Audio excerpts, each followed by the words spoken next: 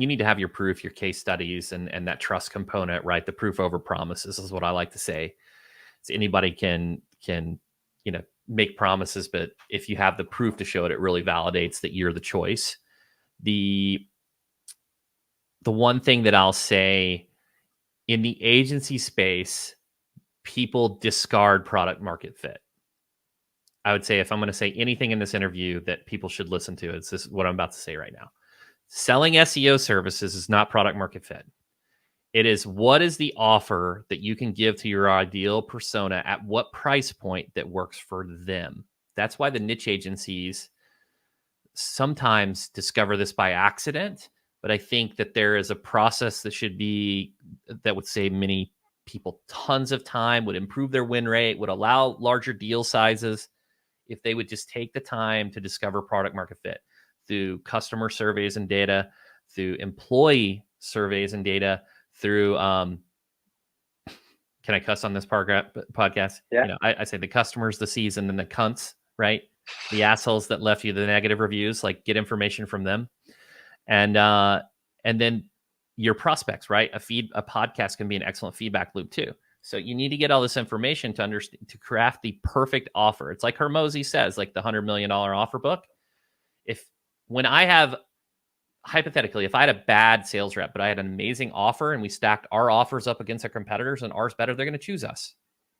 And I think so many people discard product market fit. They kind of scrap some SEO offer together and try to present it, but there needs to be more thought put into that. Absolutely. And I love that you mentioned Hormozi's offer. One thing we did recently, so we've got a headhunting agency that specializes in SEO.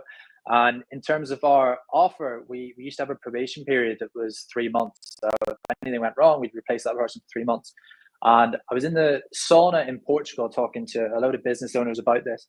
And one of them just said, why don't you do a year risk-free, a year guarantee on the placement? And I was like, well, that's too crazy. And then I read Hormozi's $100 million offers that week. And I was like, okay, well, maybe this is a fit, which is cool that you mentioned it. But my last question about sales before moving on, Chris, is, again, I've experienced this. So you guys are hiring very, very experienced people, and it sounds like you put a lot of thought into your hiring.